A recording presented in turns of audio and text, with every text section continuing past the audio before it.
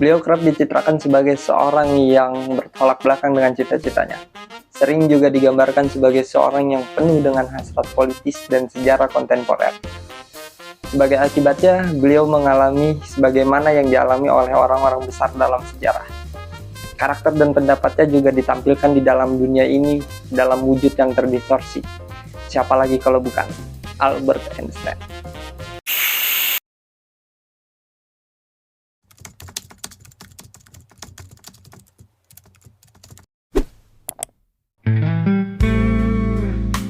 Halo warga sipil sekalian, balik lagi bersama gue Fadil.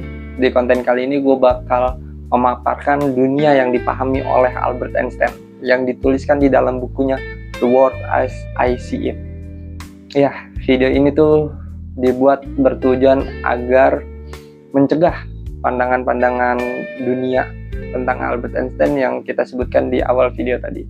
Ya, alangkah baiknya kalian siapkan tempat ternyaman kalian untuk menonton video ini agar lebih enjoy dan tonton video ini sampai habis.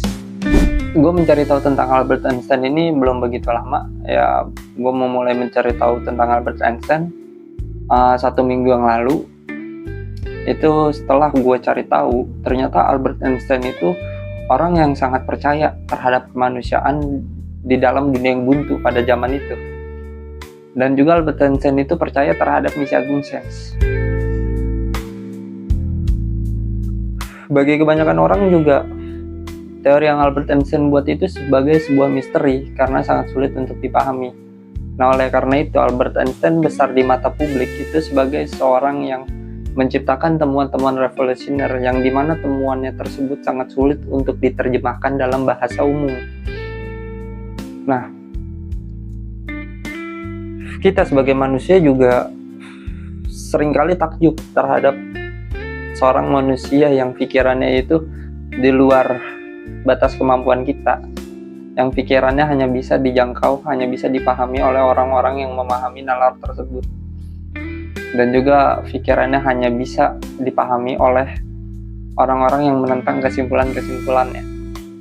Setelah gue searching lebih jauh tentang Albert Einstein ini, gue menemukan suatu hal yang membuat gue terkesan, yaitu jawaban Albert Einstein tentang pertanyaan apa makna hidup manusia atau kehidupan organik. Albert Einstein menjawab pertanyaan ini berarti mengimplikasikan sebuah agama. Kalau Anda bertanya apakah kiranya masuk akal menanyakan hal itu, saya jawab manusia yang menganggap hidupnya sendiri maupun sesama makhluk sebagai tak bermakna bukan saja menjadi orang yang malang, tapi juga nyaris tak layak hidup. Kenapa gue terkesan dengan jawaban itu? Ya karena itu menandakan bahwa Albert Einstein itu orang yang sangat jenius, orang yang sangat detail terhadap pertanyaan, kata demi katanya. Dan secara nggak langsung Albert Einstein itu menjawab bahwa pertanyaan itu tidak masuk akal untuk ditanyakan. Kenapa nggak masuk akal? Ya karena menurut gue ya, manusia itu kan memiliki makna hidupnya masing-masing. Manusia itu berhak untuk memaknai hidupnya masing-masing. Nah, dari pertanyaan tersebut menggambarkan bahwa manusia itu semuanya memiliki makna hidup yang sama gitu loh. Dan di situ Albert Einstein tidak setuju dengan pertanyaan itu. Maka Albert Einstein secara nggak langsung bilang bahwa pertanyaan itu tidak layak untuk ditanyakan gitu. Albert Einstein itu memiliki cita-cita yang sangat demokrasi. Dia bilang biarkan setiap manusia itu dihormati secara individu dan tidak ada manusia lain yang diidolakan. Albert Einstein juga tidak suka dengan adanya sistem militer. Beliau sangat membencinya karena manusia bisa-bisanya rela berbaris di dalam formasi.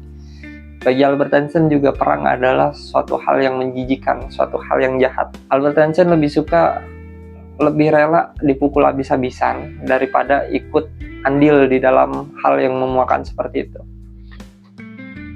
Dan di dalam buku The World as I See It, Albert Einstein ini menuliskan suatu pesan untuk orang-orang yang memperjuangkan kedamaian. Gue bakal bacakan pesan tersebut. Aku dengar kabar bahwa dengan kebesaran jiwa, diam-diam Anda telah melakukan sebuah pekerjaan luar biasa, yang didorong oleh rasa prihatin atas kemanusiaan dan nasibnya. Tidak banyak yang menyaksikan dengan mata kepala sendiri dan merasakan dengan batinnya sendiri.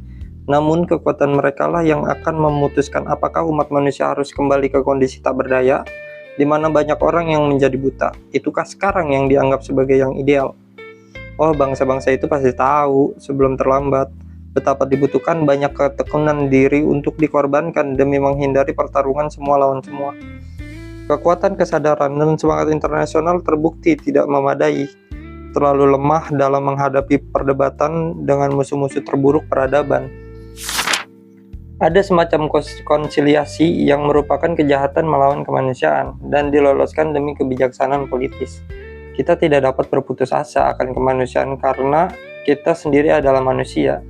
Dan sungguh menyenangkan bahwa masih ada individu-individu seperti kalian yang ternyata masih hidup dan tak tergoyahkan. Sebenarnya pemahaman Albert Einstein itu masih begitu banyak, tapi gua rasa video kali ini sampai di sini aja. Karena subscriber gue masih sedikit, dan yang sedikit itu juga menonton pasti tidak sampai habis. Kenapa gue tahu ya? Karena gue menganalisa dari YouTube Studio. Nah, kalau video ini rame atau banyak yang minta untuk lanjut, ya gue bakal lanjut di video berikutnya. Jadi begitu aja, see you.